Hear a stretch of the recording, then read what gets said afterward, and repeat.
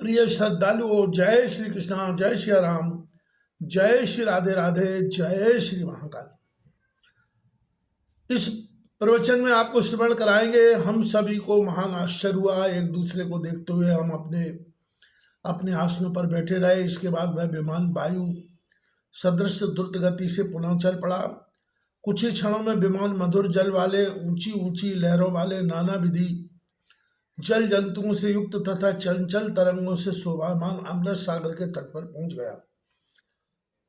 उस सागर के तट पर विभिन्न पंक्तियों में नाना प्रकार के विभिन्न रंगों वाले मंदार एवं पारिजात आदि वृक्ष शोभायमान थे। समुद्र के सभी ओर अशोक, मोलश्री, कुर्बक आदि वृक्ष विद्यमान थे।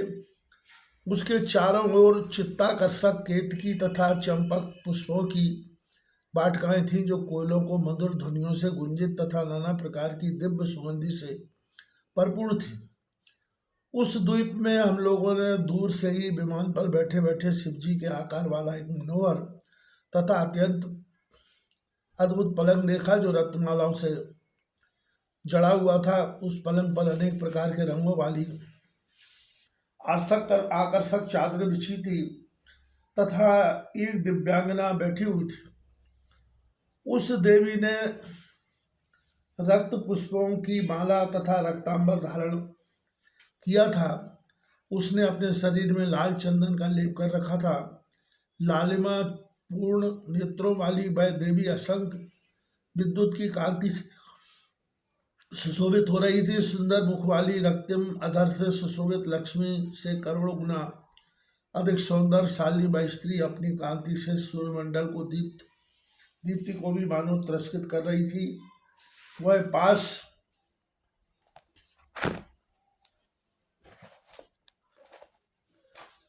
पास अंकुश और अभय मुद्रा को धारण करने वाली तथा मधुर मुस्कान युक्त वे भगवती भुवनेश्वरी हमें दृष्टिगोचर हुई, जिन्हें पहले कभी नहीं देखा गया था।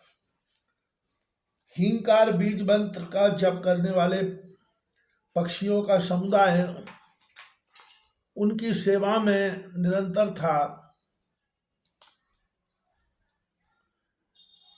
नव यौवन से संपन्न तथा अरुण आभा वाली वे कुमारी साक्षात करुणा की मूर्ति थी। उनके उन्नत वक्षस्थल कमल की कलियों से भी बढ़कर शोभायमान हो रहे थे। नाना विधि मणियों में जटिल आभूषणों से वे अलंकृत थीं। स्वर्ण निर्मित कंकण, केयूर और मुकुट आदि से सुशोभित थी। स्वर्ण निर्मित चंद्राकार व कर्णफूल से सुसज्जित उनका मुखारविंद अतीव दीप्तमान था। उनकी सखियों का समुदाय हस्तलेखा तथा भुवनेश्वरी नामों का सतत जप कर रहा था।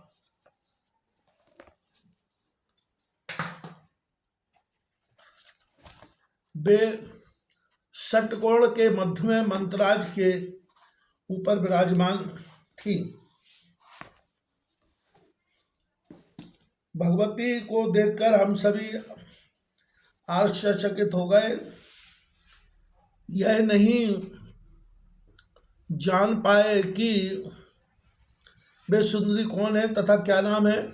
दूर से देखने पर वे भगवती हजार नेत्र, हजार मुख और हजार हाथों से युक्त अति सुंदर लग रही थी। ये कौन हो सकती हैं? यही विष्णु ने अपने अनुभव से मन में निश्चय करके कहा, ये साक्षात भगवती जगदम्बिका हम सबकी कल्याण स्वरूपा है। यही महाविद्या, महामाया, पूर्ण तथा शाश्वत प्रकृति रूप है। यह देवी परमात्मा की इच्छा स्वरूप तथा नित्य नित्य स्वरूपिणी है। ये विश्वेश्वरी कल्याणी भगवती अल्प भाग वाले प्राणियों के लिए दुराराध्य है। ये वेद जगनी जगदम्बा सबकी आदि स्वरूप ईश्वरी है। प्रलयावस्था में विश्व का संहार करके सभी प्राणियों के लिंग रूप शरीर को अपने शरीर में समाविष्ट करके विहार करती हैं। हे ब्रह्मा एवं शंकर जी, इसलिए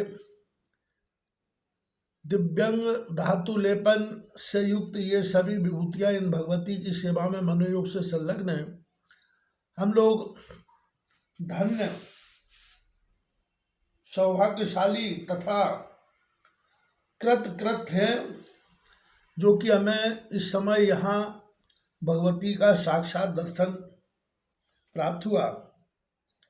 यही मूल प्रकृति स्वरूपा भगवती परम पुरुष के सहयोग से ब्रह्मांड की रचना करने परमात्मा के समक्ष उसे उपस्थित करती हैं। हे देवी, यह सब दृष्टा मात्र है और समस्त ब्रह्मांड एवं देवतागण दृश्य स्वरूप है। महामाया कल्याणमयी सर्वव्यापिनी सर्वेश्वरी ये भगवती ही इन सब का मूल कारण है। कहाँ मैं, कहाँ सभी देवता और कहाँ रंभा आदि देवांगनाएं, हम सभी इन भगवती की तुलना में उनके लाभांश के बराबर भी नहीं है। ये बेही महादेवी जगदम्बा है जिन्हें हम लोगों ने प्रलय सागर में देखा था और जो बाल्यावस्था में मुझे प्रसन्नता पूर्वक पालन में झुला रही थी। उस समय मैं एक सुस्थिर तथा दृढ़ तटपथ रूपी पलंग पर सोया हुआ था और अपने पैर का अंगूठा अपने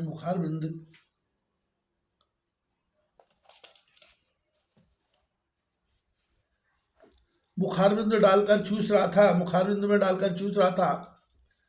अत्यंत कोमल अंगों वाला मैं उस समय अनेक बाल सुलभ चेष्टाएं करता हुआ उसी बटपत्र के कोने में पड़े पड़े खेल देख रहा था। उस समय गाती हुई ये भगवती बाल भराव में स्थित मुझे झूला झुलाती थी। उन्हें देखकर मुझे वह सुनिश्चित ज्ञान हो गया कि ये वे ही यहाँ विराजमान है। निश्चित रूप से मेरी भगवती में से जननी है।